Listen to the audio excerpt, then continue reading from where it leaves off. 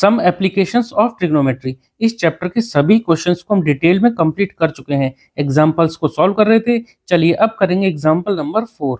From a point P on the ground the angle of elevation of the top of a 10 metre tall building is 30 degree. देखो एक point P से कोई 10 metre tall building थी, उस building के top तक, इस P से उस बिल्डिंग के टॉप तक जो एंगल ऑफ एलिवेशन दे रखा है वो दे रखा है 30 degree. A flag is hoisted at the top of the building and the angle of elevation of the top of the flag staff from P is 45 degree.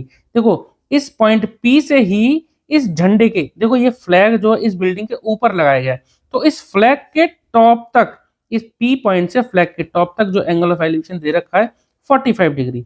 Find the length of the flag staff and the distance of the building from the point P। इस point P से एक तो building तक की जो दूरी है वो पता करनी है, और जो बिल्डिंग के ऊपर ये जो फ्लैग लगा, ये जो लगा रखा है फ्लैग की हमें हाइट पता करनी है। ठीक है, चलिए बहुत आसानी से इसको सॉल्व करेंगे। पहले इसका फिगर बना लेते हैं फिर सॉल्व करते हैं। देखो ये कोई एक 10 मीटर की ऊंचाई की कोई बिल्डिंग है, ये हमने 10 मीटर दे दिया। ठीक है, अब इसके बेस से यहाँ तक जो दूरी है वो हमें पता नहीं है फिलहाल, लेकिन यहाँ कोई पॉइंट है P। इस P पॉइंट से इस बिल्डिंग के टॉप तक, यानी इस P पॉइंट से बिल्डिंग के टॉप तक जो एंगल दे रखा है वो दे रखा है हमें 30 डिग्री। ठीक है, अब इस बिल्डिंग के ऊपर ही एक फ्लैग को लगा रखा है, यहाँ पर एक कोई झंडा लगा रखा है। ठीक है, इस पॉइंट से यानी कि फ्लैग के टॉप से सेम P पॉइंट तक की जो एंगल ऑफ एलिवेशन है, यहाँ से जो एंगल ऑफ एलिवेशन है वो क्वेश्चन में गिवन है 45 डिग्री। ठीक है, यहाँ से यहाँ तक का जो एंगल दे रखा है वो 45 डिग्री दे रखा है। अब हमें इस फ्लैग की हाइट पता करनी है। चलो मैं इसको H लिख दे रहा हूँ, स्मॉल h। ठीक है, और यहाँ से बिल्डिंग के बेस से P पॉइंट तक की दूरी पता करनी है। चलो इनके नाम देते हैं, ये P है, इसको नाम दे दिया हमने A, और ये पॉइंट दे दिया हमने B, और इस ऊपर वाले पॉइंट को देते हैं टॉप को C पॉइंट। ठीक है, चलिए सबसे पहले देखो हम इस वाले ट्रायंगल में BPA या APB ट्रायंगल में हम 10 लगा सकते हैं। हमें यहाँ पर एक मिनट, एक काम और करते हैं, यहाँ पर 90 डिग्री बनाते हैं। हमें इस ट्रायंगल में ये हाइट दे रखी है यानी परपेंडिकुलर दे रखा है, बेस नहीं पता है। ठीक है, तो सबसे पहले तो हम बेस पता कर लेते हैं। ठीक है, तो यहाँ से देखो इस ट्रायंगल में एंगल कौन सा बन रहा है, एंगल है हमारा 30 डिग्री, तो हम पहले यहीं लगा देंगे, यानी 10 डिग्री।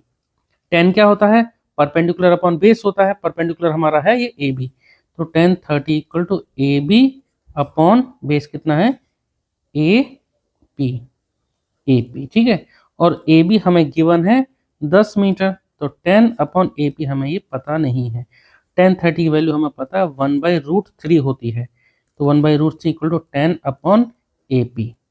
क्रॉस मल्टीप्लाई कर देंगे तो AP की वैल्यू यहाँ से आ जाती है, √3 को इधर पहुंचा देंगे मल्टीप्लाई में, तो 10√3 मीटर। ये आ गई हमारी distance of the building from the point P। ठीक है, उसके बाद हमसे ये भी पूछा है कि भाई इस फ्लैग स्टाफ की ऊंचाई कितनी है। तो देखो एक बात आप समझो, अगर मैं 10 ये पूरा एंगल लेता हूँ 45, अगर 10 45 लेता हूँ तो ये हमारे पूरे परपेंडिकुलर बन जाएगा।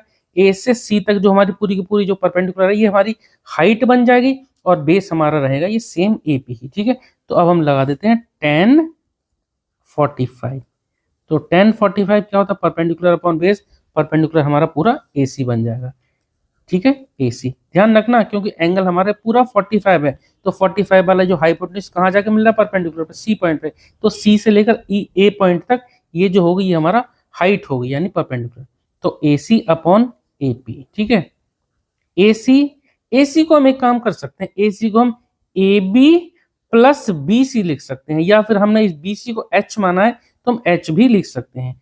चलो पहले तो फिलहाल मैं इसको AB प्लस BC लिख देता हूँ, अगली लाइन में लिख दूंगा AB प्लस BC, और अपॉन AP कितना है, AP हमने निकाल चुके हैं 10√3। ठीक है, तो AB दे रखा है 10 प्लस BC हमारी इसकी हाइट है, इसको लिख दिया हमने H अपॉन 10√3।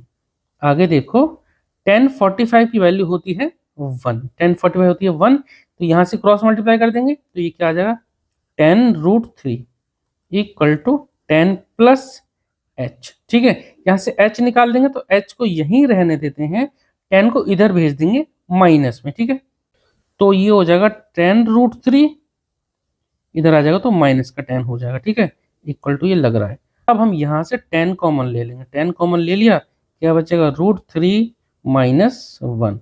ये आ गई हमारी height of the flag staff. यहाँ पर हम √3 की वैल्यू को पुट कर सकते हैं। चलो यहाँ सॉल्व कर देता हूँ। तो 10 को ऐसे ही लिखा और √3 की जगह हम लिख देते हैं 1.732 भी लिख सकते हैं। 1.732 ये पूरी वैल्यू होती है, मतलब वैल्यू तो नहीं होती, इसके आगे और भी होती है क्योंकि ये इरेशनल नंबर होता है √3। माइनस कर देते हैं 1 को, ये आ जाएगा इक्वल टू h। मैं इधर ही लिख देता हूँ h इक्वल टू। तो चलो सॉल्व कर देंगे। 1.732 में से 1 को घटाएंगे तो ये बचेगा सिर्फ 0.732। ठीक है, 10 इसके साथ मल्टीप्लाई में, तो मल्टीप्लाई कर देंगे तो 10 इंटू कितना जाएगा, ये आ जाएगा। इसको सॉल्व करेंगे यानी मल्टीप्लाई करेंगे तो ये पॉइंट हमारा यानी कि ये आ जाएगा 7.32। ठीक है, क्योंकि 10 है तो ये पॉइंट एक डिजिट आगे बढ़ जाएगा, तो 7.32 मीटर। ये आ गई हमारी इस फ्लैग की यानी फ्लैग स्टाफ की हाइट। ठीक है, तो क्वेश्चन हमारा कंप्लीट हो गया। उम्मीद करता हूँ आपको समझ में आया होगा। अगर आपका कोई डाउट है, इस चैप्टर के किसी भी क्वेश्चन में कोई डाउट है, तो आप डिस्क्रिप्शन बॉक्स चेक करना, वहां मैं इस चैप्टर की प्लेलिस्ट की लिंक दे दूंगा, वहां से आप कोई भी क्वेश्चन आप चेक कर सकते हैं। ठीक है, चलिए मिलते हैं नेक्स्ट वीडियो में।